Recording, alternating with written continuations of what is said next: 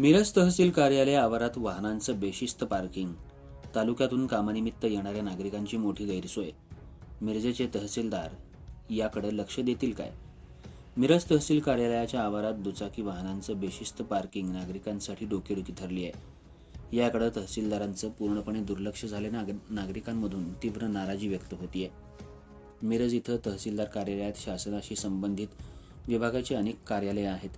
तालुक्यातले नागरिक विविध कामासाठी तहसील कार्यालयाच्या ठिकाणी येत असतात. महाविद्यालयीन विद्यार्थी विविध दाखल्यांसाठी येत असतात. त्याचबरोबर तहसीलदार कार्यालयाच्या आवारात पार्किंगसाठी पांढरे पट्टे मारण्याची आवश्यकता आहे.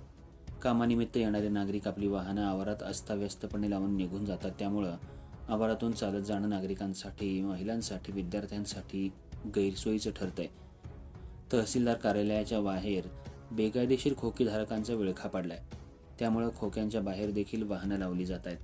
ही वाहनं वाहतूक शाखेचे कर्मचारी उचलून नेत असल्यानं नागरिक आपली वाहनं कार्यालयाच्या आवारात अस्ताव्यस्तपणे लावतात. त्यांच्यात कसलीच शिस्त दिसत नाही. त्यामुळं वाहनं लावणं, बाहेर काढणं म्हणजे जिकिरीचं झालंय.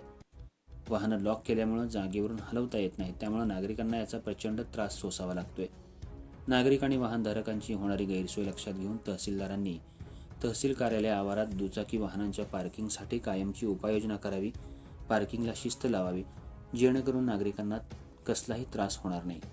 याकडे मिरजेच्या तहसीलदार लक्ष देतील काय, असा सवाल नागरिकांमधून विचारला जातोय.